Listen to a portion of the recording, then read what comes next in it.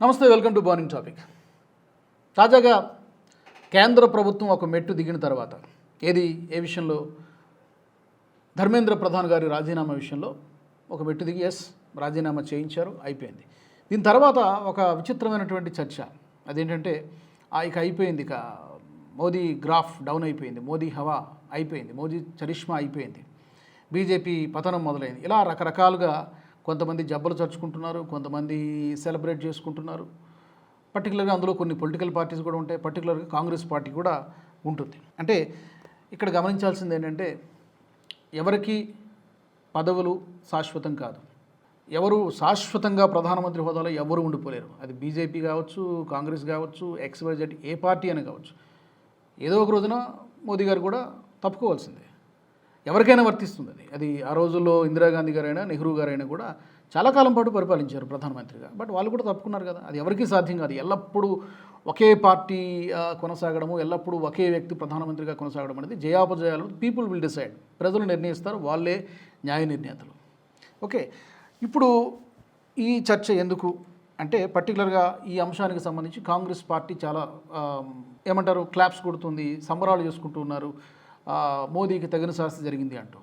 కానీ ఒకసారి ఆత్మావలోకనం చేసుకుంటే కనుక కాంగ్రెస్ పార్టీకి సంబంధించి గడిచిన గ్రాండ్ ఓల్డ్ పార్టీ అని చెప్పుకుంటారు వాళ్ళు. 100 సంవత్సరాల సుదీర్ఘ చరిత్ర కలిగినటువంటి 100 సంవత్సరాల చరిత్ర కలిగినటువంటి పార్టీ గడిచిన 2014లో కానీ 2019లో కానీ ప్రతిపక్ష హోదా కూడా రాలేదు. 14-19లో 2024లో చాలా పరిణామాలు జరిగాయి. దాని కారణంగా 99 సీట్లను సంపాదించుకోవాలి. 100 కూడా రాలేదు, 99 సీట్లను సంపాదించుకో, దాన్నే చాలా గొప్ప విజయంగా వాళ్ళు భావిస్తూ ఉన్నారు. కానీ ఇంత గ్రాండ్ ఓల్డ్ కలిగినటువంటి పార్టీ ఎందుకు కనీసం ప్రతిపక్ష హోదా కూడా ఎందుకు ప్రజలు ఇవ్వడం లేదు? ఇప్పుడుంది, గతంలో 2 సార్లు మాట్లాడుకుంటే 2 సార్లు ఇవ్వలేదు. ఎందుకు ఇవ్వలేదు అని కాంగ్రెస్ పార్టీ రివ్యూ చేసుకోవాల్సినటువంటి అవసరం ఉందని చెప్పి చాలామంది తలపడినటువంటి విశ్లేషకులు చెబుతూ ఉంటారు. ఎక్కడో పాత చింతకాయ వ్యూహాలు, పాత చింతకాయ పచ్చడి వ్యూహాలని అనుసరిస్తూ ఉన్నారు.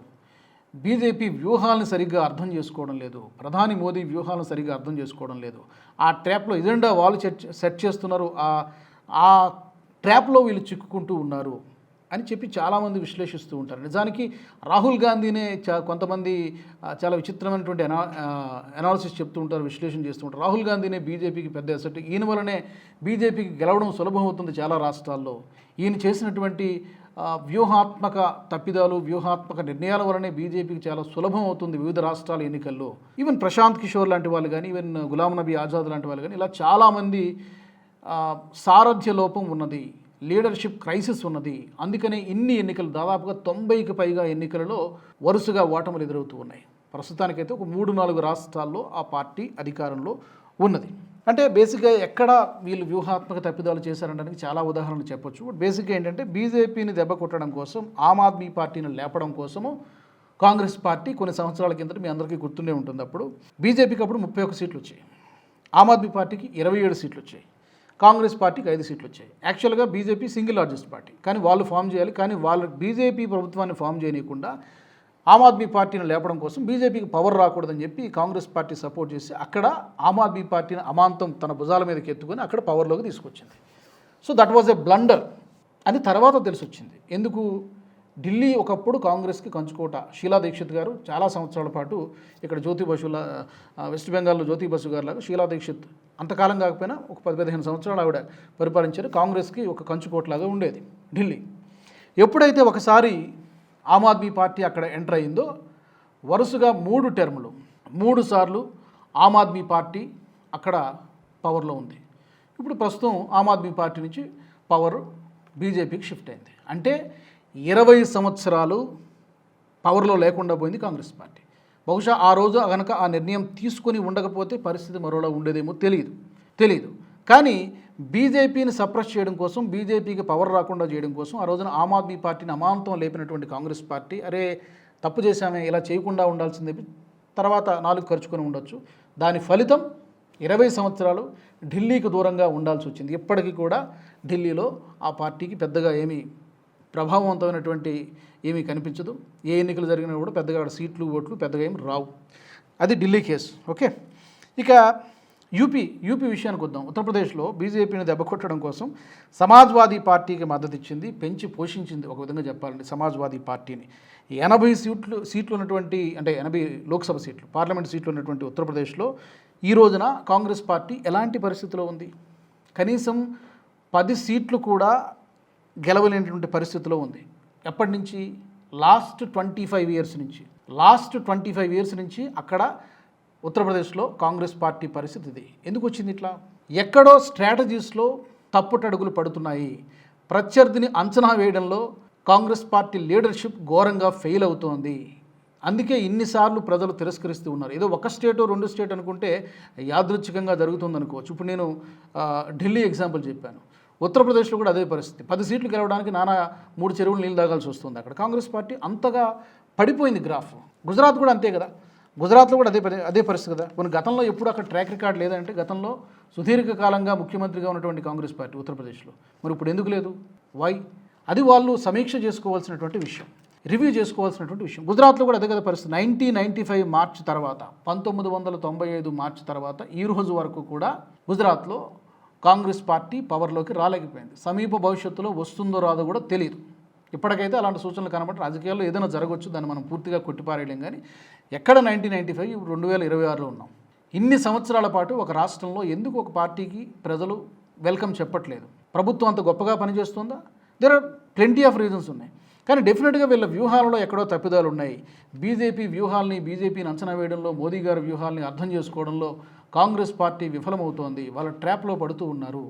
అందుకని ఇన్ని వరుస వైఫల్యాలు ఎదురవుతూ ఉన్నాయి. నిన్న కాంగ్రెస్ పార్టీ గెలవడం అంటే తాత్కాలిక విజయం అనుకోండి. ధర్మేంద్ర ప్రధాన్ రాజీనామా తర్వాత కాంగ్రెస్ పార్టీ చప్పట్లు కొడుతోంది. ఎందుకు? గత 30-35 రోజుల నుంచి వాళ్ళు ఉద్యమాలు చేశారు. కాంగ్రెస్ పార్టీ ఏమైనా వాళ్ళకి నైతికంగా మద్దతు తెలిపిందా? పోనీ ఆ ధర్నాలో వెళ్ళి పాల్గొన్నారా? లేదే. పోనీ వాళ్ళు ఏమైనా పిలిచారా?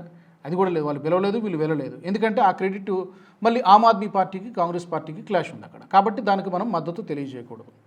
మరి లాస్ట్ మూమెంట్కి వచ్చేసరికి మళ్ళీ ఆ క్రెడిట్ నాకు కావాలి. ఇందులో మనం ఒంటరి అయిపోకూడదు, ఐసోలేట్ కాకూడదు. అందుకే లాస్ట్ మినిట్లో రాహుల్ గాంధీ గారు రంగప్రవేశం చేశారు. అప్పటికప్పుడు హడావిడి చేశారు. మీడియా కొంచెం హడావిడి చేసింది.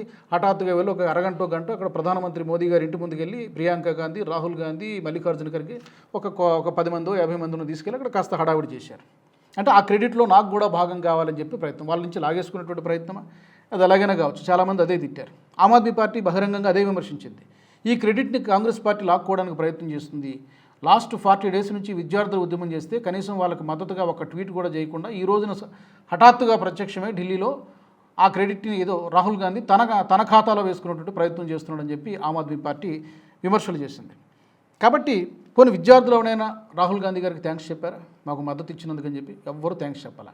పోనీ వీళ్ళు ఇచ్చినటువంటి పిలుపుకి ఏమైనా పెద్ద అమోఘంగా ఒక 1000-2000 మంది 5000 మంది అక్కడ ఏమైనా వచ్చారా? తిప్పి కొడితే 100-200 మంది కనిపించారు అక్కడ ఆ యొక్క మోదీ గారి ఇంటి ముందు చేసినటువంటి ఆ గలాట ఆందోళనలో. సో ఇక్కడ ఎందుకు సీరియస్గా తీసుకోవట్లేదు ప్రజలు కానీ, విద్యార్థులు కానీ పార్టీని ఎందుకు సీరియస్గా తీసుకోవట్లేదు? అగైన్ మళ్ళీ అదే క్వశ్చన్ వస్తుంది. ఎవరు ముందుండి లీడ్ చేస్తున్నారు అనేటిది మళ్ళీ క్వశ్చన్ వస్తుంది. లీడర్షిప్ క్రైసిస్ వెంటాడుతోందా? ఆ ఎన్ఎస్యుఐ స్టూడెంట్ వింగ్స్ మాత్రమే కాస్త కూస్తూ అక్కడక్కడ పలచగా కనిపించారు జనం. సో ఫైనల్గా చెప్పొచ్చేది ఏంటంటే బీజేపీకి ప్రత్యామ్నాయంగా ఎదగాలనుకుంటున్నటువంటి కాంగ్రెస్ పార్టీ ఆ స్థాయిలో గ్రౌండ్ వర్క్ చేయడం లేదు. ఎన్నికలు కేవలం 2 నెలల ముందో 3 నెలల ముందో హడావుడిగా రంగంలోకి దిగడము, ఏదో తూతూ మంత్రంగా ఏదో ప్రయోగాలు చేయడము, ఆ పొత్తులు పెట్టుకున్నటువంటి విషయంలో కానీ, అభ్యర్థుల ఎంపిక విషయంలో కానీ, వ్యూహాల విషయంలో కానీ మిస్క్యాలిక్యులేట్ చేస్తోంది.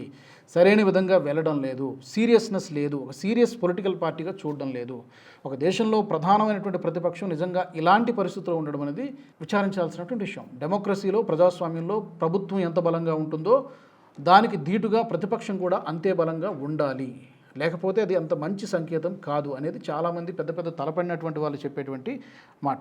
వ్యూహాలని చెప్పాను కదా. బేసిక్గా మోదీ గారిని పర్సనల్గా వ్యక్తిగతంగా టార్గెట్ చేసినటువంటి ప్రతిసారి కూడా కాంగ్రెస్ పార్టీకి తలబొప్పు కట్టింది. ప్రతిసారి ఎవ్రీ టైం. ఫర్ ఎగ్జాంపుల్ నేను 2-3 ఉదంతాలు చెప్తాను. చౌకీదార్ చోర్హే అన్నారు, ఏమీ వర్కౌట్ కాలేదు. ఎస్ఐఆర్ని తీసుకున్నారు. అఫ్కోర్స్ అది పర్సనల్ టార్గెట్ కాదు, వ్యవస్థ మీద టార్గెట్ చేసింది. ఎస్ఐఆర్ కాళ్ళకు చక్రాలు పట్టుకొని చాలా తిరిగారు. సుప్రీంకోర్టు కూడా మొట్టికాయలు వేసింది. అదేం వర్కౌట్ కాలేదు. ప్రజలు కూడా సీరియస్గా తీసుకోలేదు. మోదీ ఇంటి పేరు గల వాళ్ళందరూ దొంగలని చెప్పారు. కోర్టుకి వెళ్ళి అక్కడ క్షమాపణ చెప్పాల్సినటువంటి పరిస్థితి వచ్చింది. దాన్ని ఆ వ్యాఖ్యలను ఉపసంహరించుకొని ఆఖరికి ఆ ఎంపీ సభ్యత్వం కూడా 1-2 సార్లు రద్దు అయింది కొన్ని రోజుల పాటు.